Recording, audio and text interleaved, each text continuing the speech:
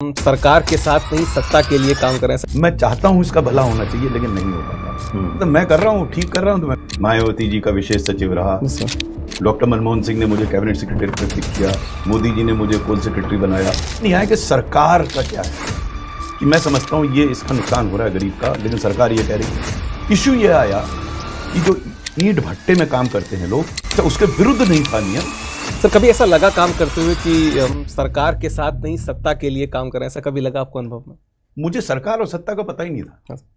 मुझे लगता था मैं कर रहा हूँ, ठीक कर रहा हूँ, तो मैं कर रहा हूँ, उससे लाभ होगा, मुझे समझ में आता था लाभ होगा। लेकिन ये डिलेमा मेरे पास कभी नहीं आया कि मैं सरकार के लिए, सरकार मेरे लिए एज सच मेरे कॉन्सेप्ट उतना क्लियर नहीं था। सरकार से क्या मतलब है? हमारे लिए सरकार वो थी कि अगर आदेश दिया है तो उसका अनुपालन होना है। जो आदेश मिलेगा, जो जायज आदेश है, रिटर्न में आता था ऑर्डर, और रिटर्न में मुझे पास आज तक कोई लीगल ऑर्डर नहीं आया। मैं उससे असहमत हो सकता हूँ। देखिए, एक होता है मेरा वैल्यू सिस्टम कि मैं समझता हूँ ये इसका नुकसान हो रहा है गरीब का, लेकिन सरकार ये कह रही है, तो मैं सरकार को समझाने की कोशिश करूंगा। मैं उदाहरण दूंगा आपको। मैं डायरेक्टर जनरल लेबर वेलफेयर था, तो एक अधिनियम है building and construction workers act, जिसमें जो कंस्ट्रक्शन वर्कर्स होते हैं उनकी सहायता के लिए सेस लिया जाता था और उनकी योजनाएं बनाई जाती थी। इश्यू ये आया कि जो ईंट भट्टे में काम करते हैं लोग, वो कंस्ट्रक्शन वर्कर माने जाएंगे या नहीं माने जाएंगे? इंटरेस्टिंग क्वेश्चन है। क्योंकि एक स्कूल ऑफ थॉट ये था कि वो तो कंस्ट्रक्शन में तो काम नहीं करते, वो तो ईंटा बनाते हैं ना।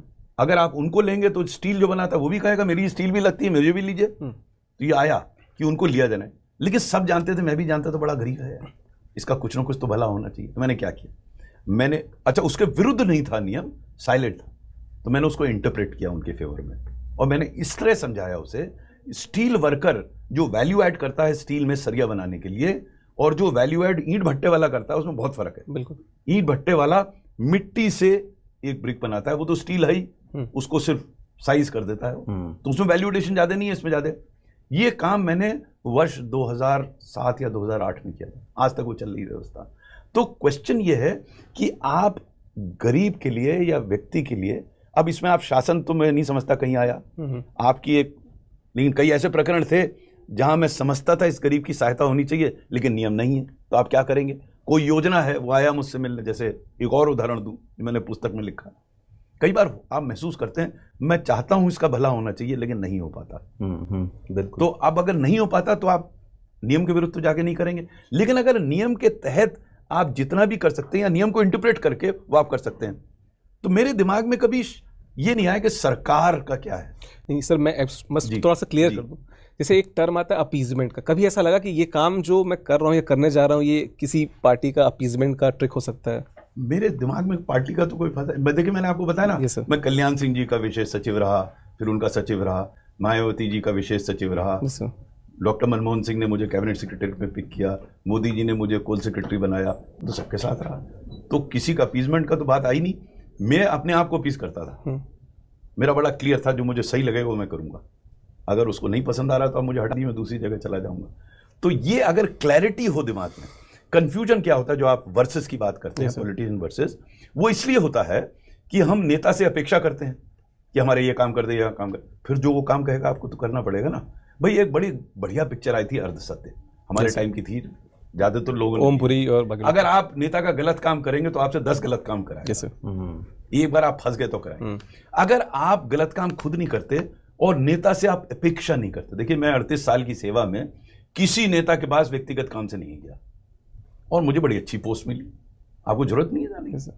कई लोग कहते हैं साहब बिना उनके पास जाए तो कैसे, मैं बिल्कुल असहमत हूं व्यक्तिगत अनुभव के आधार पर। यह कहना गलत है आपने।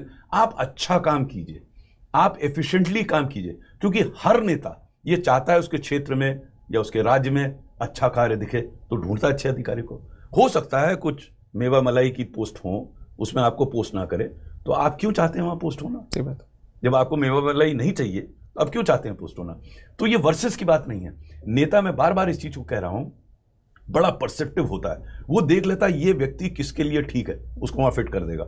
अब आपको ये नहीं समझना चाहिए देखो मेरे से बेकार आदमी है, वो गड़बड़ आदमी, उसको वहां पोस्ट कर दिया। अरे वो नेता का काम चल रहा है, वहां पोस्ट करेगा, उससे काम करेगा, आपको उससे क्या मतलब है? स्पेशली आईएएस ऑफिसर के लिए, बाकी का तो मैं नहीं कह सकता।